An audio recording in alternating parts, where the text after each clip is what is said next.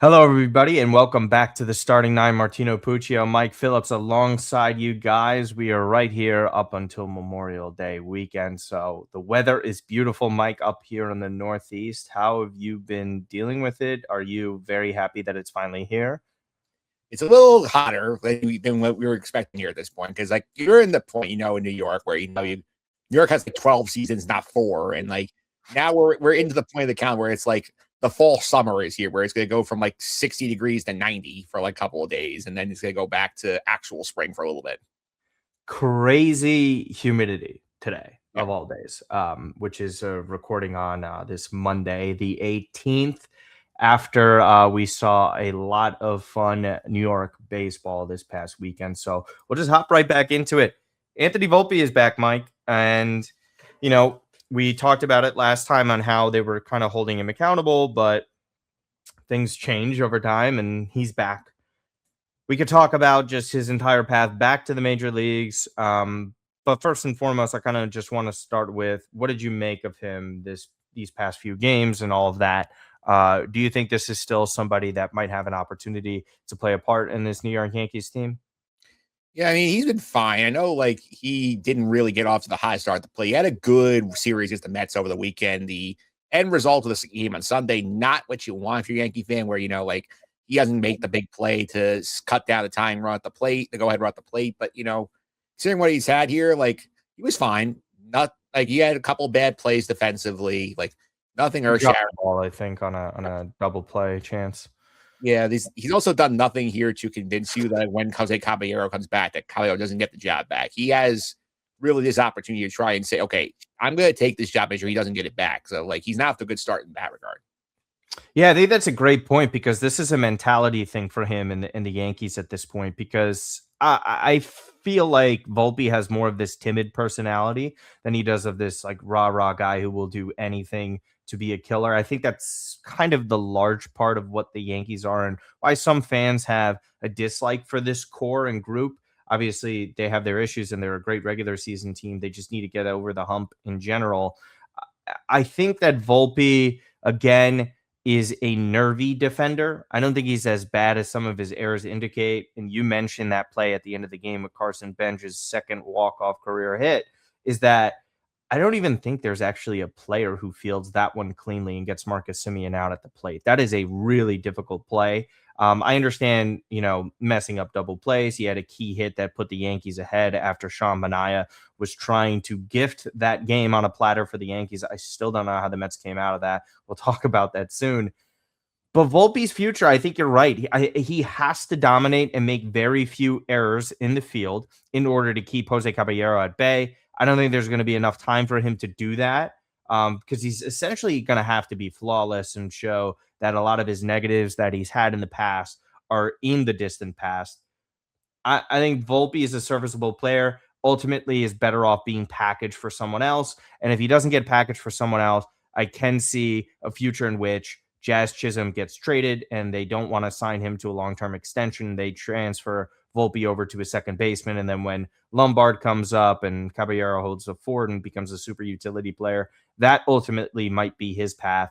What do you think of Volpe here? Do you think he has to be kind of flawless? Will he be a Yankee past deadline this year? What is your ultimate gut feeling regarding his future?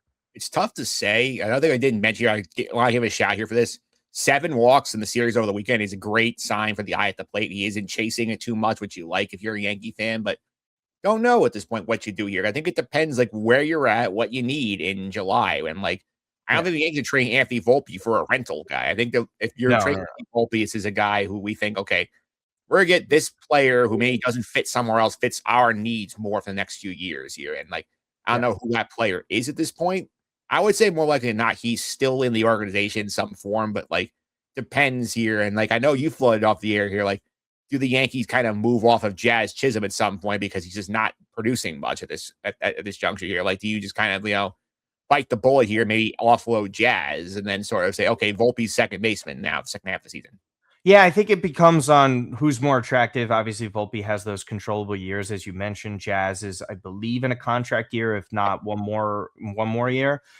for me, with Jazz and Volpe and a few of these players, is that they're not perfectly well-rounded. They have their flaws and they're pretty obvious. Now, again, 7 walks is great against the Mets, but if you saw some of the Mets pitchers like Sean Manaea this weekend, I feel like I could walk against him. So I think it's a really good point. And again, to my overall talking point here, when you have Jason Dominguez and maybe they want a controllable bullpen arm for the future. Maybe they try and go a different route in terms of there is a bat out there that has an affordable contract that they want to plug and play that they don't have to worry about, because the Yankees, I feel like personally, are more of a top heavy lineup. They can be more well-rounded and they are one of the best offenses in baseball, but more guarantees in the future. I think that's kind of where he could potentially end up going, but we'll see over the course of time. So moving over to a couple other key factors here with the Yankees. It seems as if with Garrett Cole on the horizon to return, the Yankees had to make an unofficial sacrifice, and that was Max Fried with his elbow injury. Should be fine in recovery. They're saying that he won't be getting surgery for this. It's kind of an odd one that I've never really heard of, Mike, where he has this bone bruise in his elbow. Obviously a huge loss for the Yankees here. Fried has been nothing short of fantastic for them, especially in the regular season, but they're going to get Garrett Cole back. First, let's start with Fried. Your initial reaction to that, as we've stated all season long, if the Yankees can afford to lose players in a certain area, it's with this pitching staff. Do you think this is a long-term negative for them? Obviously, you're worse without Max Fried, but with Cole on the horizon. Yeah, I mean, Max Fried, you never want to see a guy get hurt. It doesn't sound like it'd be super long term from what we can gather, but like, even if it's a month, like we kind of talked about this last week here when we were saying, oh, the Yankees have too many guys. Like, this is baseball, and baseball does tend to solve itself with these things. So, like, we shouldn't be surprised that as the Yankees getting pitchers back, somebody else gets hurt. So, this is one thing, they're still off to a great start. They're still in a fantastic spot in the American League, which stinks, as we've talked about many times here. They can take their time with Max Fried, make sure he's fully healthy when he gets back here. And they don't need to rush Garrett Cole either. We'll talk about that in a minute, too. But, like, they're in a spot where, like, they're in zero jeopardy missing the postseason whatsoever, barring an injury to Aaron Judge. And, like, if that's the case, you know what? Take your time, Max. Make sure I love how you tempted fate with that statement. I know what you're doing there. Keep going, though. It's true. I mean, you look at the state of the American League, like, they have like 4 teams combined, 2 games greater than 2 games above 500. 2 of the Yankees and the Rays were way above. Like, it would take something like very, of very. Of course. I know how you are, but yeah, I think he could take his time. As you mentioned, we also saw Carlos Rodon come back. Not really a great start. His defensive, we'll talk about that Subway Series. Garrett Cole, to you though, it's still not going to be like this full frontal return, right? Where he's going to be able to kind of go deeper into games. That's kind of where the Yankees will have potential to have issues, right? Because we've seen how volatile their bullpen can be at times. If Cole isn't able to kind of go deeper into games initially when returning, how do you think the Yankees kind of handle that? Obviously, Ryan Weathers would have been a guy that is a long relief out of the pen. I'm not really sure how they'll juggle that. Elmer Rodriguez had been called up and making his debut. The Yankees still have plenty in their farm. How do you see Cashman and Boone juggling this return of Garrett Cole? I think they're going to, again, they seem to want to build up his pitch count, which seems to be the thing is like, they're also like, okay, like, let's make sure, you get through this. You can get to a point where, like, you're coming up, you can throw 100 pitches in a game. Like, you can go 6 innings. Like, I think they want to have this be where he's coming up and going like 4 innings in a start and, taxing a bullpen, which you and I saw over the weekend. Yankees have known this all year that this is the weak link of the club by far. Whereas, like, they don't really have, like those lockdown guys in the back of the unit where you're going and saying, okay, this guy's nails. He's got this here. I think they want to just get as much out of their stars as they can, which is where, Garrett Cole, if you want to take an extra start, make sure you can get up to 95 pitches in the rehab start. Fine. We need that. Yeah, absolutely. And that's like one of, I guess, the negatives of the Yankees running it back. I've seen multiple people just be like, yeah, we're fine with most of the team running it back. And with the reinforcements with the starting staff, that bullpen. We can talk about it over these next 2 topics, but yeah, I agree with you wholeheartedly with Garrett Cole. They're not going to push him, especially with his age, coming off of that injury, where they are right now, and the American League being, as the kids say, dog shit. So they'll be okay. we'll ultimately see how Cole handles it and how long Max Fried will be out. But yeah, let's move on over to the biggest topic of the weekend, the Subway Series. So this is going to take up the bulk of the show, guys. This is just what we're going to have to do. This is our bread and butter here. Huge series when the Mets obviously swept the Detroit Tigers. They had to have a sweep.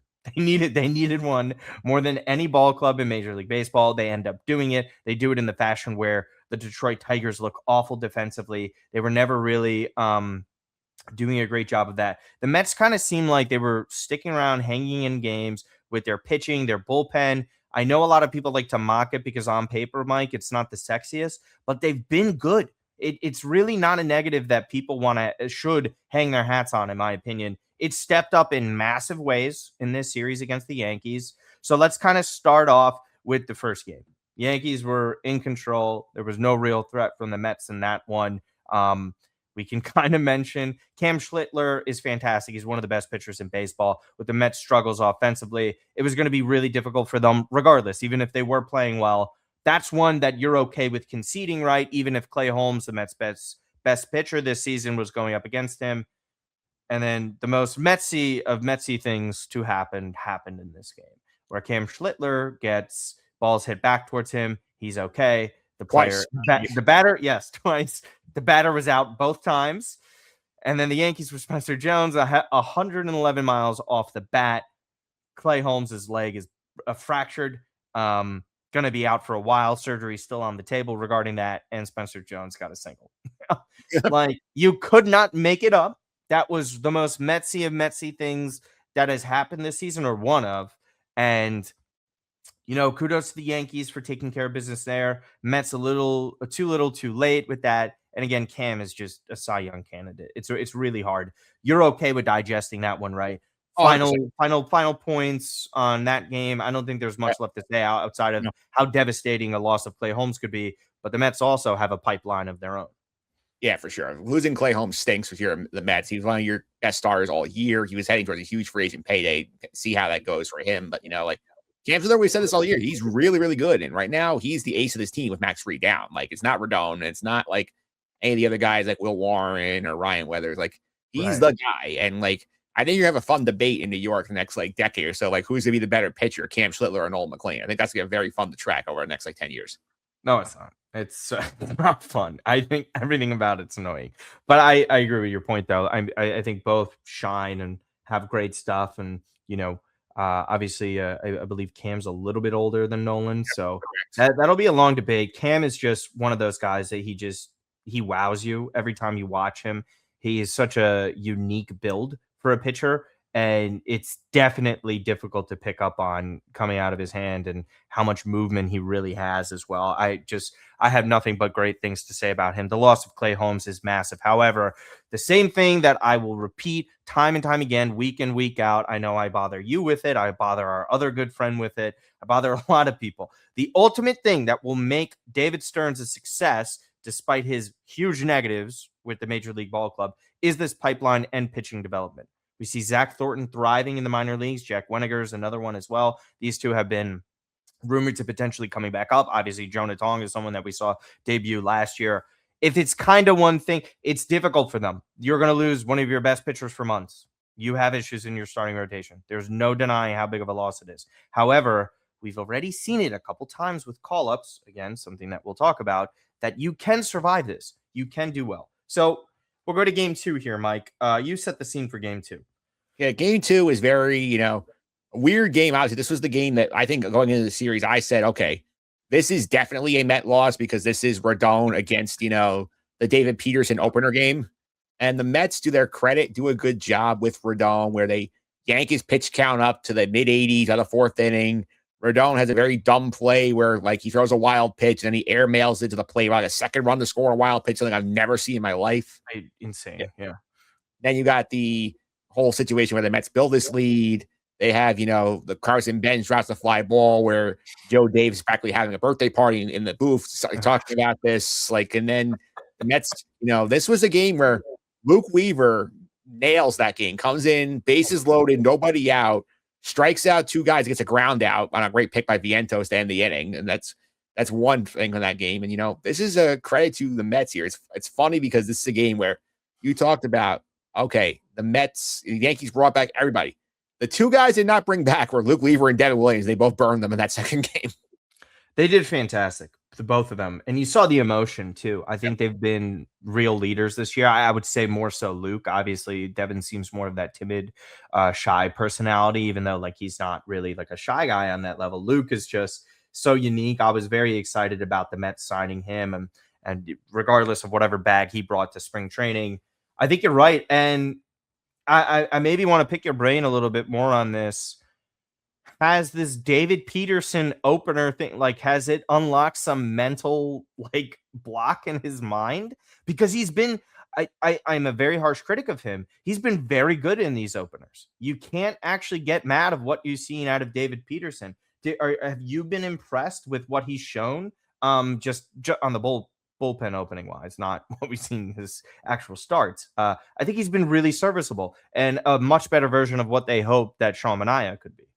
Yeah, it's clearly there's some kind of like mental block for him this year, specifically with the first couple of innings, because like he always seems to get in trouble at the starter games. And like, I don't know if it's because maybe, he's having a hard time because the top of these lineups here, they've been doing a good job, sort of bringing in using whether it's Brazaban most of the time, sometimes in Austin Warren, a guy comes in, gets MVP.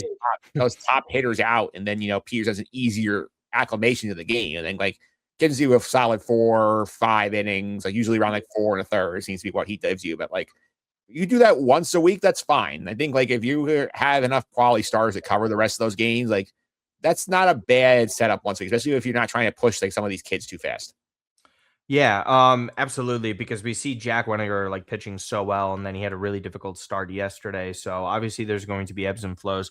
I still think Zach Thornton will be the guy to come up sooner than later because he's out of all the pitching prospects at that high level, has the best control out of the bunch, and that's Yep. more major league ready than it is compared to like Weniger and Jonah Tong's stuff. Is great, but they're still working on breaking pitches, especially Tong. I think that's held him back a bit. But yeah, it's just Luke Weaver coming in for that. It's just one of those instances where you felt that when he comes in, you kind of don't blame him for giving up runs, but he got out of it. It was like a magician. And you're so happy with Mr. Devin Williams as well coming in. It just felt like another mental hurdle for him. He's put together really strong consistency. The Mets have been a good team in the month of May, putting those horrors of the past behind them. Vientos has stepped up. He's on his hot streak. You mentioned Benge dropping that fly ball. But Benge is like a multi-hit machine right now, Mike. We could pivot to Benge a little bit, and we'll get into the other rookies, and then on to game 3. But Benge, man, he's gotten over that hurdle. That was a really difficult start to his major league career. We saw some signs of it, especially you and I at opening day. What have you made about Benge himself too, man? Like this, I am so impressed. Obviously, he's dropping like these silly routine fly balls, fell in Colorado, but he's also, I can't even pronunciate the word that Gary said to define him on his great catches. But we're seeing the full kind of, not yet the power side of things, but the full picture with Carson Benge and why he was one of the best prospects in baseball. He's been fantastic. Yeah, I believe the word you're looking for is pulchritudinous. It basically means breathtakingly beautiful or physically stunning. So that's what you're looking for. Oh, so Dua Lipa. There you go. So go ahead. Yeah, so exactly. So he's the Dua Lipa of baseball in terms of Gary Cohen's perspective. But Carson Benge is a guy that this is a situation where you have a rookie. He didn't have much exposure over AAA. You can't be shocked that it took some time to acclimate him. And credit to the Mets, they stuck with him. They didn't shield him too much against lefties. They didn't bench him when he was struggling. They gave him reps and said, "Here, we trust you. Figure it out." He's figured it out. He's earned his way back to the leadoff spot, and they've been a much more efficient offense with him in the leadoff spot than that bizarre week of the Taijuan Soto there. I think he's just been a breath of fresh air, kind of like the definition of it says. He's doing it all, though, and he's putting together really strong at-bats. He's a difficult out. He's so quick on the base paths as well. He's been really gap-to-gap, too. He's not one of these pull hitters. He can do a little bit better just in general. I just think he makes at-bats so difficult. And his statistics could be even better if Bo Bichette gets out of his own head. Soto stepped up this series as well. Absolutely dynamite. We see how much he loves the younger guys, too. And I guess we'll talk about game 3 and then we'll get into the Yankees skid and then the star of the past week for the New York Mets. So game 3 yesterday, easily the craziest, biggest win that the New York Mets have had, Mike, and everybody knew it since when? Which one is it? Because I know it's on your mind. Game 161 of 2024. Oh, actually, well, regular season, yes. I was going to say the game in Milwaukee. But we know that Mets statistic, Mike, that we've seen every single time. And actually, it went a little bit back further if you use the 9th inning with trailing. It was the first time since 2023 that the Mets were trailing by multiple runs within the 9th inning and then come back to win. 2023. Terrifying. Yeah. Obviously, in our opinion, the 8th inning statistic with the Mets trailing, they did not do anything last year. They finally get one on May 17th. This was a game in which the Mets were handing the victory to the New York Yankees. Yep. Defensive errors, Tyrone Taylor not coming in and calling for a fly ball that he should have called for, Sean Manaea walking the moon. It was just insane. And the Mets should have won it much easier prior to that. Players obviously weren't coming up in clutch situations until the 9th inning. Just talk about this full game. Mets should have not put themselves in this position, obviously, but the Yankees coughed it up. It was a roller coaster.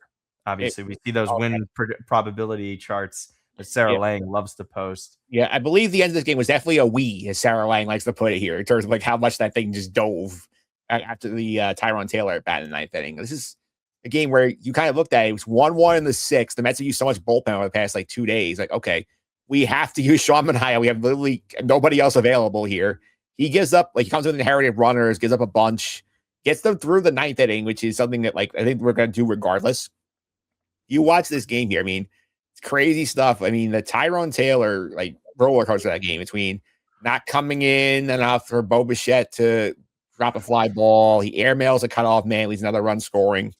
He comes up in the 9th inning with down 3, gets a helicopter curveball from Bednar and just cranks it into the left field seats. Very reminiscent of that Todd Frazier walk-off against the Nationals back in 2019. And, like, very few you watch the slow-mo replay of that. You see, like, the one Yankee man at the Metro Club restaurant and kind of, like, with his head, like, hanging, he sees the ball coming down right in front of him. That was funny. Definitely enjoyed that moment. And it's like one of those things, like, once that happens, like, the streak ends today. The Mets are winning this game. And between, Mark Vientos turning a 3-6-1 double play to end the 10th and lead the ghost runner on. Then you have the craziest with the Yankees, the 5-man infield to try and, get out of the jam in the bottom. Like, this was a wild game. It was wild. It was just giving you everything back and forth. Freddie Peralta walking guys. He had 6 walks in this one. It was a pretty difficult outing for him. I mean, how many Mets walks were there today? The Yankees walked 9 times. That was the source of most of their runs and situations that they got themselves into. They worked the counts. They made things really difficult. And then this just kind of felt like Mets magic out of nowhere, where you read and see people on Twitter saying, I had one finger on the power off button when Tyrone Taylor comes up with a sub Mendoza line at batting average with 2 outs. That I'm a harsh critic of Tyrone. I've been on there often when it comes to hitting. I truly value him as a player for the Mets. I mean, Vientos' defensive plays have been really impressive, especially how he turns double plays during the second base. I actually feel so much more at ease watching Vientos turn those double plays than the guy before him. Obviously, he fell in the series against Detroit. It was a laughable error. We'll talk about that. I mean, Vientos is on a hot streak. I thought Beatty put together good at-bats. It was just a stunning victory. And quite frankly, I know it's a fallacy, but the Mets were just due for something like this. Something finally had to go their way. And I think this puts a real sour taste in the Yankees' mouths because of how close they were to just coming away with that series, even though they didn't particularly play that well either. I don't think either team had a great series. I'm just blown away by this. Bichette keeps struggling. He drops that issue there. And then Carson Benge with his second walk-off hit of his career for the Mets. And it's happened in the past, 10 days, right? So I think him coming up clutch in that situation. Marcus Semien has been fantastic with runners in scoring position. I know everybody loves to cite his stats with Brandon Nimmo's. And then obviously the superstar stud that has come up in AJ Ewing, getting on base 4 times. I've not truly, I know you and I have been Mets fans for over 20 years. It is hard, probably Alonso because he was prolific in his rookie season, but I haven't, maybe Conforto. I have not seen a Mets positional hitting prospect come up and look so comfortable immediately like AJ Ewing has. Yeah. We can talk to him and then we go back to the Yankees. I think he's a star. He's a stud. I cannot believe how patient he looks at the plate. His first career at bat, you saw it immediately where, you could get deeper into a count, right? And not feel as positive with a player. You're like, okay, Beatty's working a 3-2 count, but he's probably going to stare a strike three over the middle of the plate. With Ewing, you're just like, no, this kid actually anticipates what's going to happen and he's reading things very well. What have you made of AJ Ewing? Has he blown you away? I know it's 6 games, but I really have been impressed. Yeah, Ewing came up here, and he was a guy we heard a lot of talk early in the week in terms of, are we being desperate here? Like, he's barely played at AAA. I think he's there for about a week and a half before he gets the call up.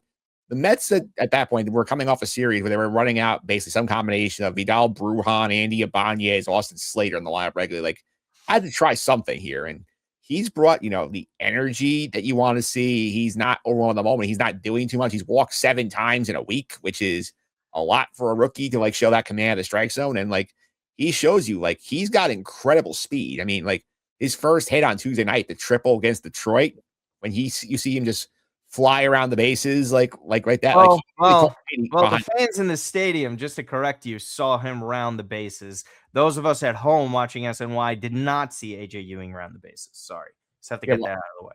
I was in the stand, so I saw this. I saw he nearly lapped Brett Beatty, felt like trying to run the bases there. It was incredible to see how fast he is. And sometimes there's something to be said for, getting a jolt from a player. And the Mets haven't, put him lead off. They haven't, Yep. Sorry. Yeah. That made him lead off. They've given him consistent playing time center field. He's sitting lower in the order. The highest he's been is 6, usually 8 or 9, but he's doing what you want. He's giving you a spark. He's playing smart baseball. And their outfield defense of him and Benge in the outfield together is incredible. Yeah, they cover so much ground, which will make Juan Soto's life a lot easier because Benge can patrol a lot of right center field, and AJ can probably drift over towards the left center field side to make Soto's life that much simpler. Yeah, I mean, you said it yourself. We're seeing all the tools of his. We saw the home run. He's had 3 home runs at all levels this year, and I believe it took him a while to get to that number just last year itself. Just that development. His dad was a delight to listen to on the broadcast, and the rest of his family or friends that was there as well. You got to know more about AJ Ewing and the type of player that he is.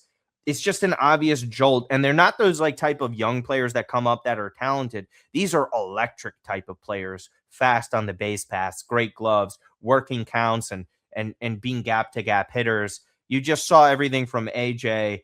Just even yesterday, those 3 walks, it was just so impressive to me. I think he's going to be that good at this point. We don't know what the ceiling will be. We'll see how the power projects over time. I think him and Benge will probably develop that, but they just do everything so well. And that's my point of the Mets player development under this David Stearns era deserves more credit, because when you have guys coming up in the past, Mike, how many times did we see flawed prospects come up when they might be good at one thing, but they're pretty bad at other aspects and the very little things? And it's not to take digs at Pete Alonso and some of these other players, but you saw flaws within their games.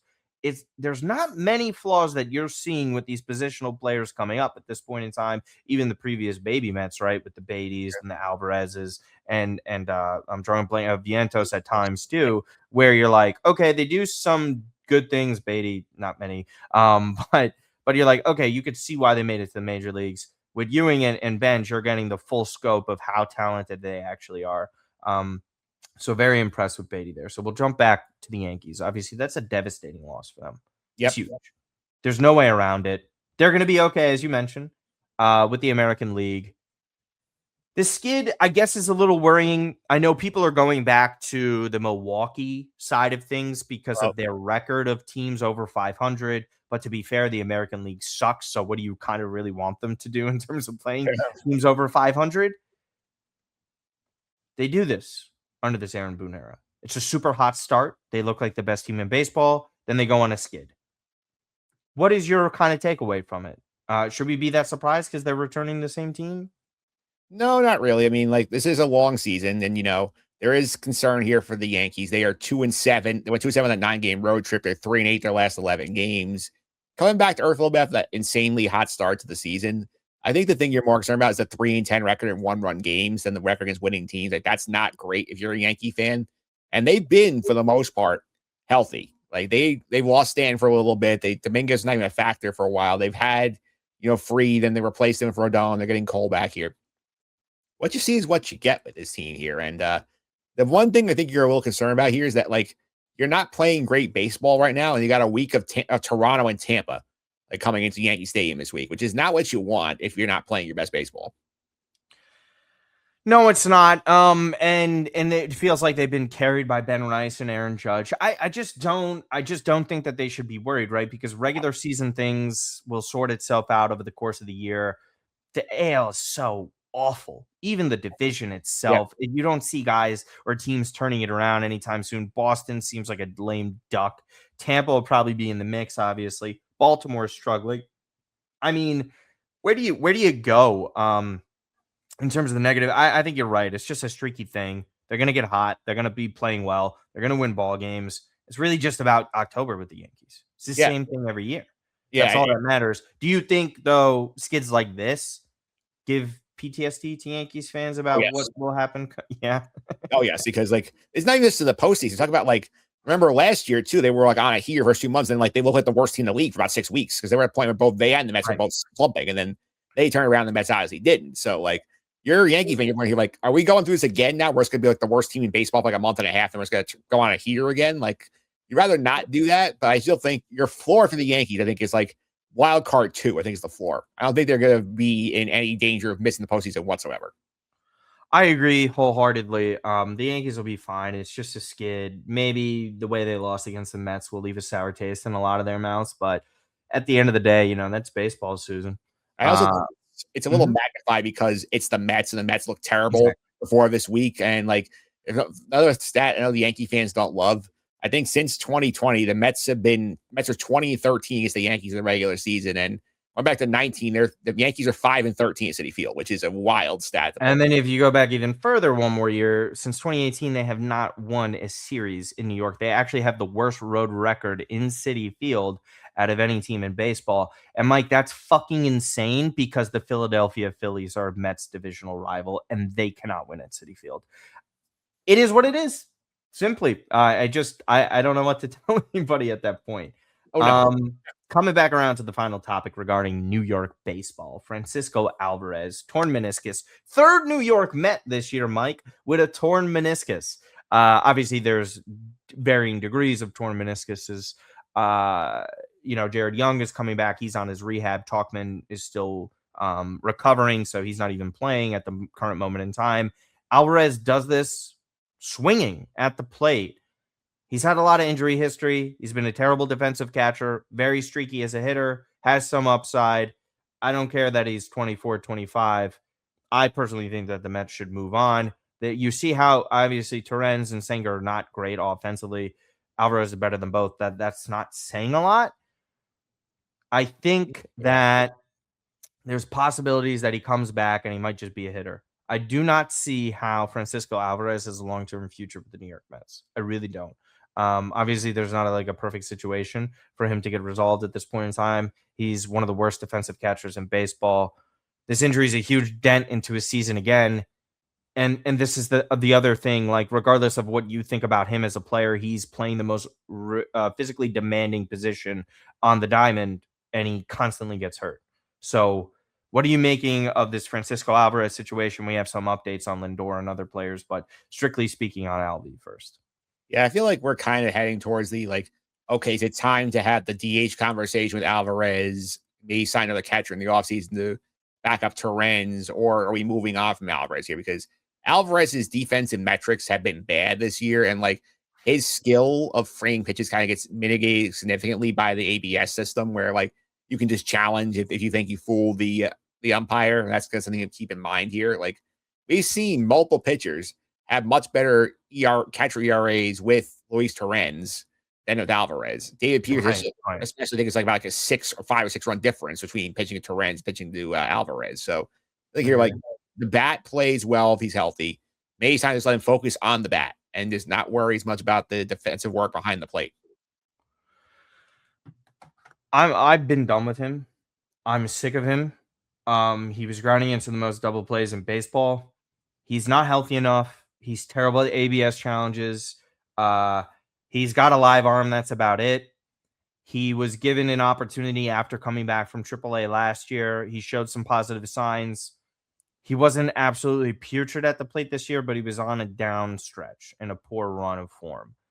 The Mets were playing better once he went to go DH and Torrens went there. I am more than okay with sacrificing a hitter who's also very streaky like Alvarez for elite defense.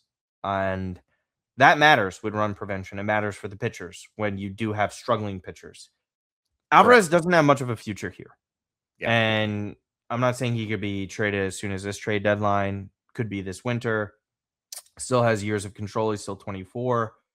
Could be a similar situation to Travis d'Arnaud, but d'Arnaud was more of like not healthy and also stupid ownership. This is totally different. I'm not sure you really ever fix the defensive issues that he has. And again, with the bat, we've seen enough over time that he's not good enough at the plate to justify his catching situation.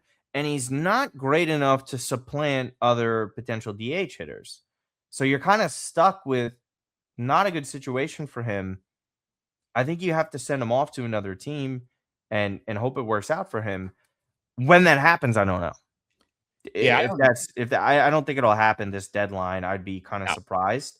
It would have to be a really great situation for the Mets to take somebody back.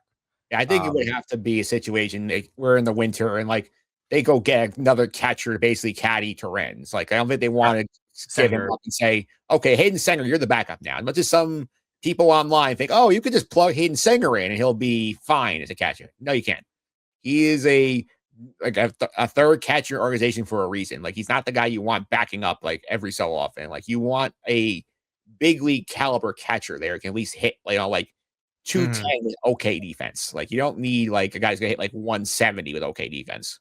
What do you think of I mean, not you think of this, but this was a great point made, and I sent it to the chat.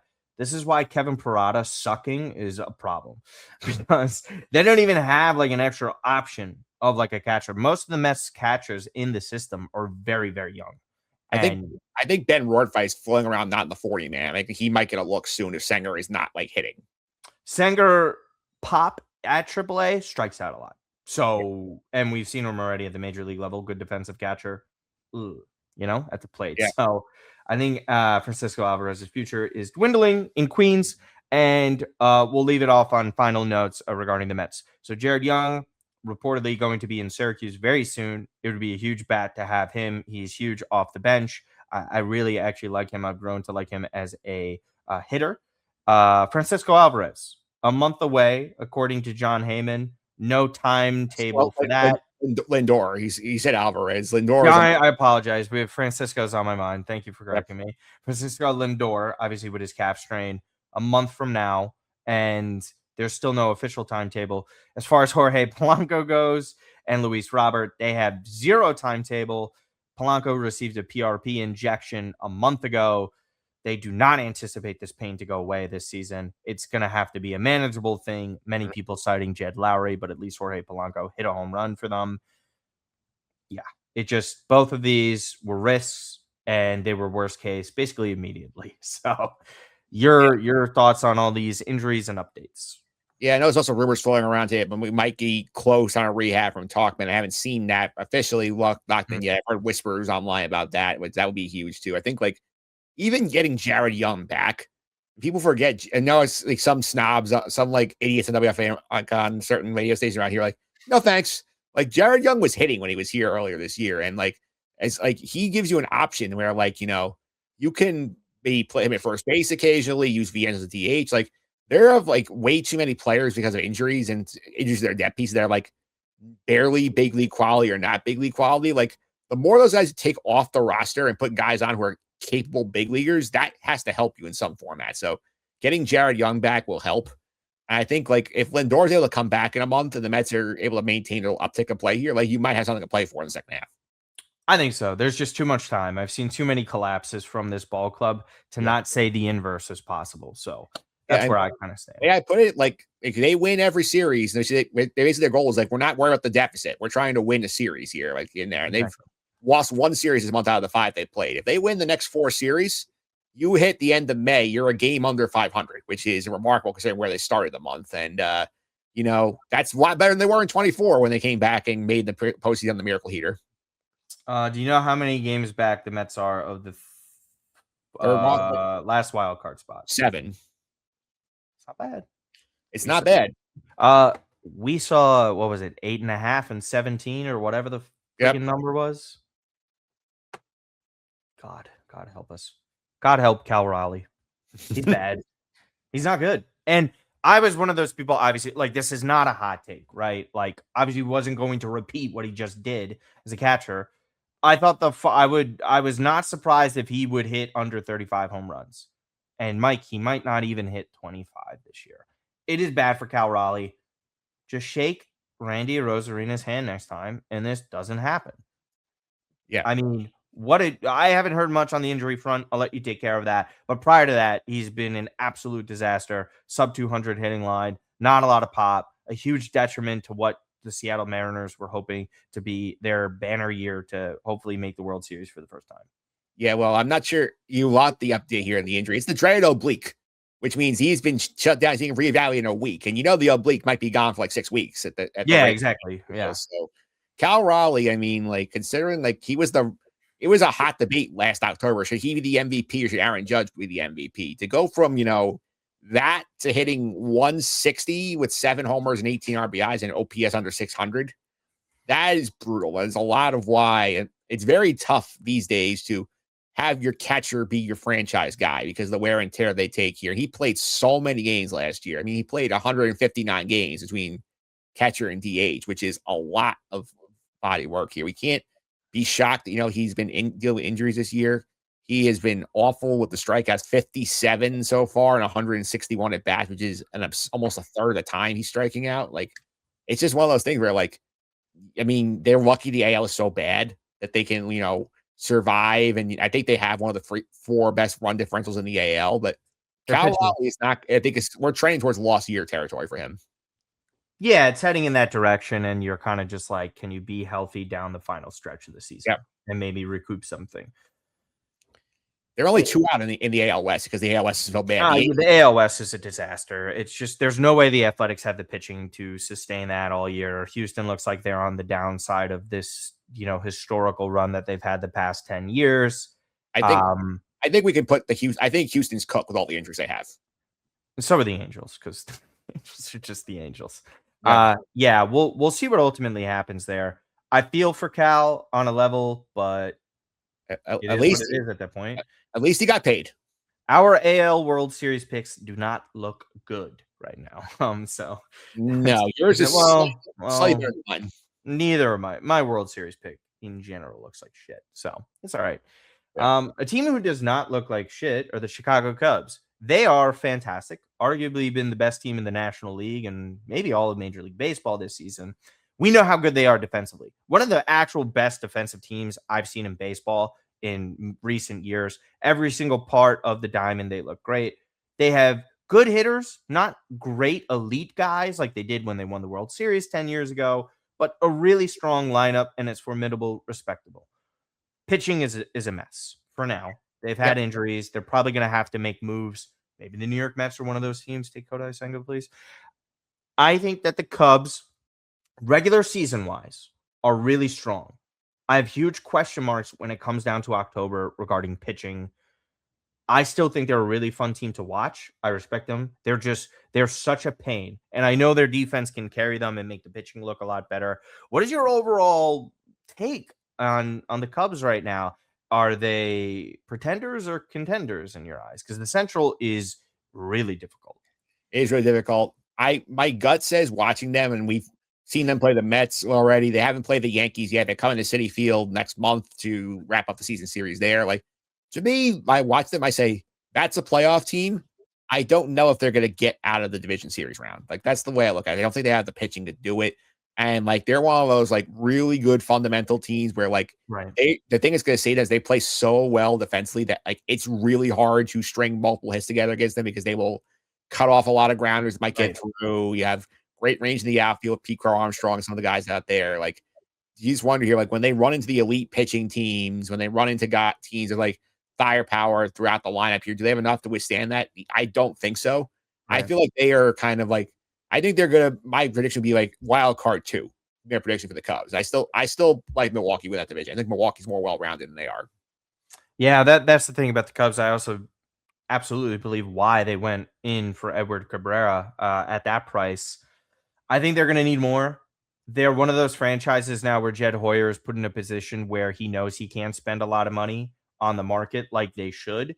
So he's going to have to compensate by trading away some talented players to try and have hopes of, not catching lightning in a bottle, but pushing his chips towards the center of the table to have the Cubs compete and win a World Series. That's ultimately what they have to do. I think you're right. I think they're lacking pop as well. They have to get creative. I don't think it's Jed Hoyer's fault. He's been personally limited in resources for what he wants to do. That's why he has to do extensions like he did with Horner and Pete Crow Armstrong. So that's ultimately with the Cubs there. They were also hoping Imanaga opted out and didn't come back. That was a big part of it. I think that they're going to have to just ultimately get creative, and ownership and the Ricketts can't cheapen out with that. The Cubs generate too much. They're one of the premier franchises in Major League Baseball. They deserve more of a backing than what has happened. Any other final thoughts on the Chicago Cubs before our final topic of the day? No, I think they're interesting just to keep an eye on here because like they're like, I think like kind of they and Milwaukee are very similar. Like they're gonna be great regular season teams, but like they just feel like they're a couple of pieces off from like being a real like postseason threat like Atlanta and the Braves and the Dodgers are. Absolutely. And moving on back to the NL East, as you mentioned it, the Philadelphia Phillies are turning it around. I believe they are 15-4 since firing Rob Thompson to bring in Don Mattingly as the main guy. I think it coincides with their pitching being a lot more stable, getting Zach Wheeler back, and he's looked good enough coming back from that injury at his age. So good for him. I know it was a different thoracic outlet syndrome than what a Matt Harvey, Jaime Garcia had dealt with. And I just remember Jaime Garcia being one of those guys that had it when Harvey got it. And I was like, oh, maybe you can come back. Anyways, Phillies, we know they're a good team. Schwarber's on historical pace once again, already has 20 home runs this season. Harper's been very good. Stott has turned it around a little bit. We know what the Phillies are. They were always going to be in contention and in games because their pitching staff is tremendous. We know their lineup can be streaky. It can be top heavy. Guys like Bohm or people that they've been trying to get rid of for forever. Their infield is talented and good. Outfield, obviously, not some of the best in baseball. I am not surprised that the Phillies have turned it around. I don't think they're this good of like a 15-4 clip, but they're going to win a lot of ball games strictly off of that pitching. Nola's kind of been a negative for them. The Phillies and Braves, for me, on paper, were the ones that made the most sense betting wise to bet on in this division. I had thought the Braves would have been, one of the sexier picks, but the fact that they've been doing so well with those pitching injuries says a lot. The Phillies, though, I kind of buy this. I don't buy it at the 15-4 clip, but I buy them obviously being a very good team. So what have been your thoughts on this turnaround? And who knew, Mike, firing a manager works? It doesn't always work. Like the Red Sox have not really gotten all the way back yet from what we've seen on their end, but the Phillies, like there's so much talent in that room. Like I kind of feel like they need a shakeup, and we've seen diminishing returns from Rob Thompson the past few years. They've won the division each of those years. Like this is sort of like a wake up call to these guys. Like, hey, like snap out of it. Time to wake up. We gotta get to work here. And they have not played the strongest competition, but they have bludgeoned people. And it helps. And Bryce Harper's hot, Kyle Schwarber's hot, Alec Bohm is hitting over 300 in the month of May. Turner's not hitting yet, but like he's been a little better defensively. And Nola maybe a lost cause. Wheeler back helps. Christopher Sanchez is still good. Jesus Luzardo is going to get better based on like predicted metrics. I think he's been very unlucky so far this season. Right. They got Duran back from the IL, so like they're a very top heavy team, but the top is performing. They will lift these guys up then they will be, in the hunt all year. Yeah, I think ultimately they probably need like one or two more bats to suffice come postseason. They're kind of an all or nothing team. I just think that their pitching is so good game to game that they're going to be in everything. Yeah. Um, they have rallied tremendously. They are still in the running for the division. I don't see the Braves slipping up. That's never really kind of in their, you know, DNA, I guess you could say. So, but the Phillies turning this around does not surprise me. They should be a wild card one team, considering all the money that they've spent over the years and how much this core has won. I know it was a bit of a big hole to start out with their losing streak as well.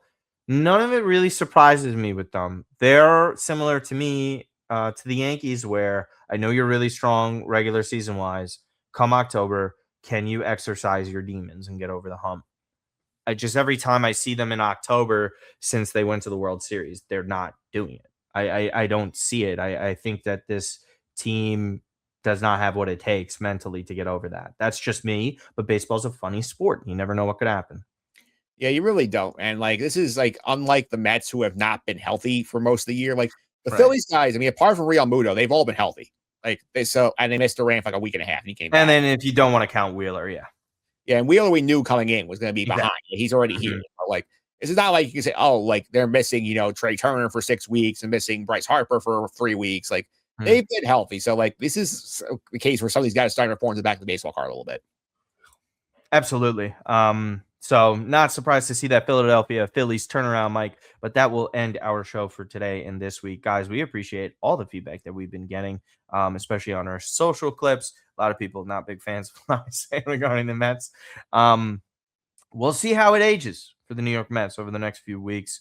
Mike, everybody can go and follow you at mphillips331. Anything more exciting as we head into Memorial Day weekend for yourself? Yeah, just get ready all the plugs here. Just on the Suffering podcast, we have some fun stuff going on there. We had a super side episode drop over the weekend. We talked about the NFL schedule release, preview the Knicks as they are getting ready for the Eastern Conference Finals against the Cavaliers. We talked a little Marvel too, because we talked about Daredevil season 2. Oregon season 2 is over. The Punisher One Last Kill. That special is one of the goriest things that Disney has ever greenlit. And there is a lot of violence in there. So if you're into that kind of gory violence, that's for you. I'll mention that. You can check out the Sky Guy as well. I don't know if you heard, but there's a Star Wars movie coming out this week. So we got you ready for that movie this week. And that on that feed, plus, the writing stuff, fan side, a bunch of NFL schedule stuff, Mets on SI, some Mets coverage there. Check that all out. Yep, you do so much work and it's so consistent with it. No, I'm not interested in the Star Wars movie, and for one reason in particular, I have been. It had been brought up to me again the other night discussing the most recent trilogy and how much I hated it, and I had to be reminded of so many things that happened in that movie, that those movies, particularly the last two, that were so awful that I really wanted to walk out of the movie theaters when it happened. And so, yeah, no, I'm not watching anything, but I hope you enjoy it because you're a big Star Wars guy. Yeah, we'll be in the Friday night. That's the plan. And it's a great way to kick off Memorial Day weekend for yourself. Again, you guys, you can follow me at Martino Puccio everywhere, at Martino Pooch on Twitter, that Milan Podcast, Touchline Takes. Obviously, everything that you could find here regarding U Stadium and our clips is on social media. I've been lagging a bit on the social side of things, so I apologize for not getting all the clips up as much as I would like to. Kind of not much on me in the docket regarding social and popular culture stuff. Obviously, producer on the Dear Alvy podcast. If anybody watching is a Real Housewives of New Jersey fan, I have started that show. I've started it. That's really my only main comments on it. You got to watch the podcast, I guess, to get my other takes on it. Not I am torturing myself truly by watching that kind of stuff. Yeah. It's really cool because as I'm sorry exiting busy season with the NFL schedule, you're gonna get busy season next month with the World Cup. I am. You see, that's even another thing I haven't even. I just have so much on my plate. I'm trying to enjoy the sun outside while I can before it's going to be working against me. But again, Mike, good luck to your New York Knicks facing off against the Cleveland Cavaliers in the Eastern Conference Finals. The Knicks, if it's not this year to make it to the finals, I am not sure when you will. This is tailor-made for them. James Harden, one of the worst possible players that you could have, in moments, in big moments. Jalen Brunson, one of the best players that you could have in those moments, not even relatively shocked that the Detroit Pistons folded the way that they did. The Cavs maybe turned a little bit of a mental hurdle. I do think the Cavs are a worse matchup for the Knicks. In terms of defense, Mobley and Jared Allen will give Cat a little bit of trouble, but I fully expect the New York Knicks to at least win this series in 6 games. I wouldn't be surprised if it went till 7, 2-7, and then you got to hope, in my opinion, the San Antonio Spurs get to the finals and you face them instead of the Thunder. So best of luck to you guys. Hopefully you could see your team in the finals for the first time since 1999, Mike. Other than that, final thoughts, or we'll sign off here for U Stadium. Yeah, just, a little bit of a... We are the New York Knicks. We are the New York Knicks. We are the New York Knicks. We are the New York Knicks. They go, New York, go, New York, go. New York, go, New York, go. They go, New York, You love it. You love it. So... Can we get a final prediction on the show of what you think the series will be, or do you want that saved for your podcast? No, I'll say it. Knicks in 6. I agree with you. Everybody else, thank you so much for tuning in. See you next time. Happy birthday, Frankie V.